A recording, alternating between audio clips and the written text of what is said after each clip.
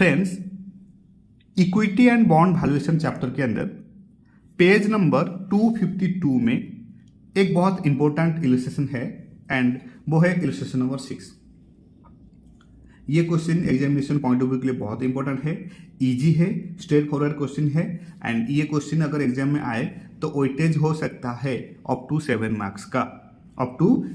Marks का and ये भी सिक्योरिटी एनालिसिस के अंदर ही जाता है, right. Equity and bond valuation chapter and broadly कहा जाए तो ये भी with in the category of security analysis, right. तो क्या है ये क्वेश्चन? सी, ये क्वेश्चन इसलिए इंपॉर्टेंट है, यहां पर लिखा गया है find the price of the equity share under multiple growth rate model. Means ये जो क्वेश्चन है ये directly multiple growth rate model को फॉर्मूले को यूज करके इक्विटी शेयर को, प्राइस ऑफ इक्विटी शेयर को कैलकुलेट करने को बोला है। तो बहुत इंपॉर्टेंट है, मल्टीपल ग्रोथ रेट मॉडल के ऊपर हमेशा एग्जाम में क्वेश्चन आता है, तो ये क्वेश्चन भी इंपॉर्टेंट है एग्जामिनेशन पॉइंट ऑफ व्यू के लिए, ये क्वेश्चन आने का चांसेस बहुत है, राइट। एंड ये क्वेश्चन को मैंने already step by step follow करके पूरे सिंप्लीफाई करके ये क्वेश्चन को सॉल्व किया हूँ, राइट। तो here is the solution to illustration number 6। मैंने फर्स्ट स्टेप 1 में current price of the stock का फॉर्मूला जो है वो मेंशन किया, जैसे कि current price of the stock means P0, तो ये है current price of the stock का फॉर्मूला जो कि है D1 divided by 1 plus KE plus D2 divided by 1 plus KE to the power 2। ऐसे करके जितने साल का डिविडेंड दिया गया होगा, current expected dividend in the next period, वो डिविडेंड कैलकुलेट करना है डिवाइडेड बाई 1 प्लस KE करके, right, with number of years. Then plus dn divided by pn divided by 1 plus ke to the power n, to the power n means number of the year। then मैंने mention किया कि d1 क्या है, d1 is expected dividend in the next period, p0 है current price of the stock, ये है cost of equity या फिर required rate of return, right. Then dn means the dividend expected at the time t and pn means the stock price at the end of the period। then step 2 में calculate किया calculation of expected dividend in the next period, that is D1, D2, D3, D4, D5 and also for D6, right। तो D1 कैसे calculate होगा? D1 means what? expected dividend in the next period, right। and D1 कैसे calculate होगा? again D1 का भी formula है, जैसे कि D0 into 1 plus growth rate, D0 into 1 plus growth rate is equal to D1, right. तो D0 हमारे पास ऑलरेडी है, कितना है? सी हियर जो करेंट डिविडेंड पर शेयर ₹3 जो है ये है D0, राइट। तो D0 है 3, अगेन 1 प्लस ग्रोथ रेट, तो ग्रोथ रेट दिया गया है क्वेश्चन के अंदर, ये है growth rate during the period of super normal growth is equal to कितना दिया गया है? 25% का 25%, तो 1 plus 25% is equal to 1.25, simple. So 3 into 1.25 is equal to 3.75, ये है D1 का वैल्यू। सिमिलरली D2 में क्या होगा?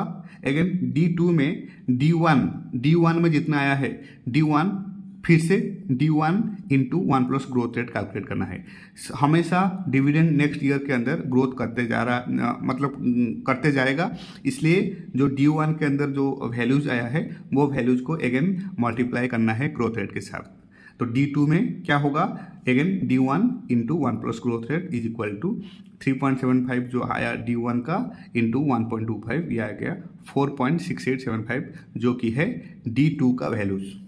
एंड सिमिलरली D3 में D2 into 1 plus growth rate, तो 4.6875 ये है D2 का वैल्यूज, इसमें मल्टीप्लाई किया 1.25 ग्रोथ रेट, तो आया ₹5.8594। ऐसे करके मैंने D4 का भी कैलकुलेट किया, D4 is equal to D3 into 1 plus growth rate, right. तो ये आया मेरा 7.3243 for D4 value and similarly D5 का also D4 into 1 plus growth rate that is 9.1554। And सबसे इंपॉर्टेंट है D6 में क्या करना है? हमको D5 तक इंफॉर्मेशन वैल्यू का इंफॉर्मेशन मिल गया है, that is 9.1554 into 1 plus growth rate, ये हो जाएगा कितना 9.1554 into see here growth rate जो है यहाँ पर अब 1.25 कैलकुलेट नहीं किया जाएगा, राइट। वो इसलिए है D5 तक हमारा ऑलरेडी जो ग्रोथ रेट था 25% का, ये जो ग्रोथ रेट था 25% का, ये था अप टू 5 इयर्स, राइट। तो D6 में क्या करेंगे, D6 में D5 इंटू जो ग्रोथ रेट है वो ग्रोथ रेट में कैलकुलेट करना है कितना 7% here normal growth rate after super normal growth period over. ये जो सुपर नॉर्मल ग्रोथ पीरियड था 5 इयर्स का, ये 5 इयर्स एंड होने के बाद D6 में कैलकुलेट करना है super normal growth rate, that is 7%, right. तो ये ध्यान में रखना है, D6 जब कैलकुलेट करेंगे तो ग्रोथ रेट जो है वो 1.25 नहीं होगा, वो कैलकुलेट किया जाएगा 1.07 प्राइस। वो इसलिए D5 तक नॉर्मल ग्रोथ पीरियड था, सुपर नॉर्मल ग्रोथ पीरियड था up to D5 and D6 के अंदर once super normal growth period खत्म होता है देन 7% का जो ग्रोथ पीरियड है सुपर नॉर्मल ग्रोथ पीरियड वो कैलकुलेट होता है, राइट। तो इसलिए D6 के अंदर D5 into 1 plus growth rate जो है वो 0.7 कैलकुलेट किया, तो मेरा आंसर आया 9.7963। नाउ मैंने अगेन स्टेप 3 फॉलो किया। स्टेप 3 में जो फॉर्मूला मैंने मेंशन किया था P0 price of the stock, that is D1 divided by 1 plus k power 1 plus D2 1 plus k power 2 plus D3 1 plus k power 3 plus D4 divided by 1 plus k power 4 plus D5 plus P5 divided by 1 plus k power 5, right. ये है formula to calculate current price of the stock, right. तो देखो यहाँ पर D1 का information तो हमारे पास है, राइट। D1 1 प्लस के का भी इंफॉर्मेशन है, बट ये जो P5 है, P5 को कैलकुलेट करना पड़ेगा। P5 डिफरेंट है, राइट। तो P5 का फॉर्मूला क्या है, सी बहुत simple, P5 is equal to D6 means last year में जितना डिविडेंड आया था, right, D6 divided by KE minus G, D6 divided by KE minus G। तो D6 कितना आया है 9.7963, ये है D6, राइट। तो D6 divided by KE minus G, तो KE कॉस्ट ऑफ इक्विटी कितना है, कॉस्ट ऑफ इक्विटी कितना है हियर 14% दिया गया है क्वेश्चन के अंदर, investors require rate of return है 14%, बहुत इजी है। तो KE आ गया है 0.14 एंड सिमिलरली ये जो ग्रोथ रेट है, ग्रोथ रेट भी दिया गया था क्वेश्चन के अंदर 7% का, राइट। तो इसलिए 0.07, राइट। तो ऐसे करके ये कैलकुलेट करने से मेरा P5 का इंफॉर्मेशन आया 139.95, 9.7963 डिवाइडेड बाई 0.14 माइनस 0.07, ये कितना आ रहा है 0.07, राइट। तो 9.7963 डिवाइडेड बाई 0.07, ये आया 139.94, ये है 139.94 या फिर 95, राइट। सो नाउ P5 का वैल्यू भी मिल गया है। अब नाउ इजीली कैलकुलेट करेंगे P0 means price of the stock, price of the current stock. तो D1 D2 D3 D4 D5 इसका वैल्यूज ऑलरेडी हमको मिल गया था। D1 है 3.75 divide by 1.14 to the power 1 plus D2 है 4.6875 divided by 1.14 power 2 plus 5.8594 power 1.14 power 3 plus 7.3243 divided by 1.14 power 4 plus D5 plus price 5 divided by 1.14 power 5, right. तो ये फॉर्मूले को यूज करके मैंने कैलकुलेट किया। जो 1.14 है ये फैक्टर कैसे कैलकुलेट होगा, 1.14 to the power 1, 1.14 power 2, 1.14 power 3, ये कैसे कैलकुलेट होगा, बहुत सिंपल है, मैंने यहाँ पर मेंशन करके रखा हूँ, राइट। ग्रोथ रेट कितना है 14% का, तो फैक्टर कैलकुलेट करने के लिए 1.14 divide equal to sorry 1.14 divide equal to, इसमें नहीं हो रहा है, 1.14 divide equal to, yes, 0 point here, factors to calculate growth rate. 1.14 divide equal to 1, 2, 3, 4, 5, right. तो ये मैंने मेंशन किया, राइट. तो ऐसे ही मैंने ग्रोथ रेट कैलकुलेट किया for D1, D2, D3, D4 and D5, and then मैंने मल्टीप्लाई किया 3.75 इंटू 0.8772, 3.75 इंटू 0.8772, ये आया 3.2895 D1 का इंफॉर्मेशन. सिमिलरली 4.6875 इंटू 0.7695, ये आया 3.6070, that is D2,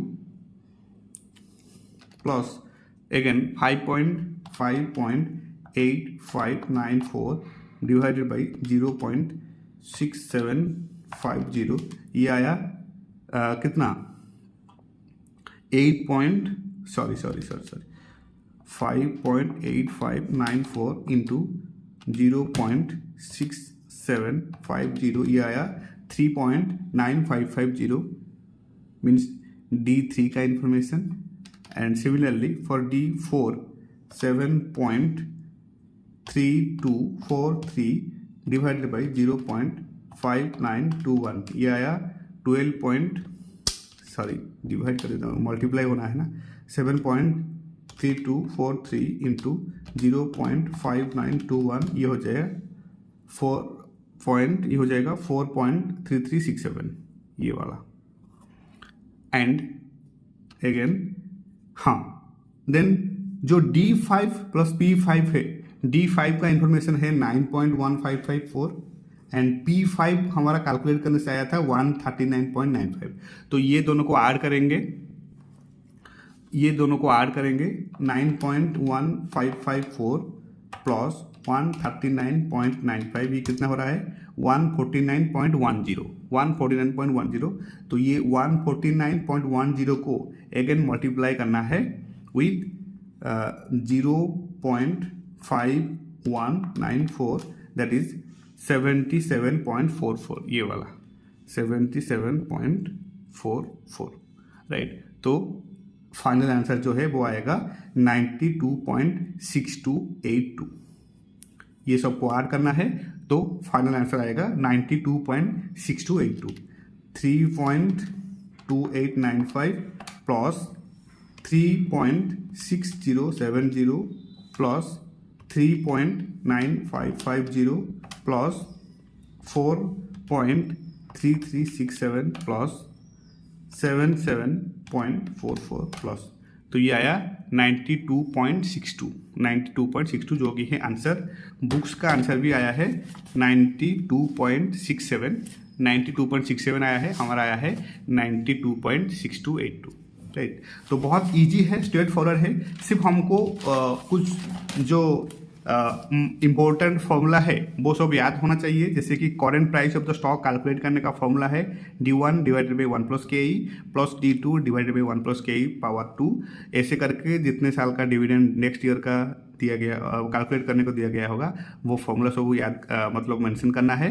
plus D1 divided by PN divided by 1 plus KE power है N. And D1 क्या है, expected dividend in the next period. P0 है current price of the stock, ये है cost of equity, right. And इसको कहते हैं require rate of return also. And DN है the dividend expected at time T. PN है the stock price at the end of the period. And step 2 में calculate किया expected dividend in the next period, that is D1, D2, D3, D4, D5 and D6. D1 है D1 का again formula है D0 into 1 plus growth rate, D0 into 1 plus growth rate. D0 क्या है, D0 is nothing but the current dividend per share. D0 is nothing but current dividend per share, right. T0 means current dividend per share. तो current dividend per share books के अंदर दिया गया था ₹3। तो ₹3 को ग्रोथ रेट मल्टीप्लाई किया, 1.25 है ग्रोथ रेट, 25% है, तो 1 plus growth rate is equal to 1.25, तो वैल्यू आ गया है 3.75। ऐसे करके D2 में जो ग्रोथ रेट डिविडेंड का आया था 3.75, जो वैल्यूज आया था वो वैल्यूज को अगेन ग्रोथ रेट में मल्टीप्लाई किया, तो D2 का वैल्यू आ गया 4.6875। ऐसे करके D1, D2, D3 and D4, D5 तक कैलकुलेट किया। बट इन D6 में ग्रोथ रेट जो है वो 7% कैलकुलेट होगा। वो इसलिए होगा, क्वेश्चन के अंदर दिया गया है कि जो नॉर्मल ग्रोथ रेट है after super normal growth period is over will be 7%। Super normal growth period था 5 ईयर्स तक, जो कि था 25%। Once super normal growth period खत्म होता है तो कैलकुलेट होगा नॉर्मल ग्रोथ रेट के हिसाब से, जो कि है 7%। तो इसलिए मैंने D6 जो है D6 को कैलकुलेट किया D5 into 1 plus growth rate, right. तो मेरा आया आंसर 9.7963। अगेन स्टेप 3 में फॉलो किया P0 कैलकुलेट करने का। तो P0 का फॉर्मूला है D1 divided by 1 plus k power 1 plus D2 divided by 1 plus k power 2 plus D3 divided by 1 plus cost of equity power 3 plus D4 divided by 1 plus k power 4 plus D5 plus P5 divided by 1 plus k power 5, right. And P5 जो है, P5 का again formula है वो है D6 divided by cost of equity minus growth rate. तो D6 का value आ गया था 9.7963 एंड कॉस्ट ऑफ इक्विटी था हमारे पास 14% का एंड ग्रोथ रेट था 7%। तो 0.14 minus 0.07 is equal to ₹139.95। Again P0 follow किया। P0 का फॉर्मूला है 3.75 डिवाइडेड बाई 1.14 पावर 1 प्लस 4.6875। ये सब है D1, D2, D3, D4 and D5।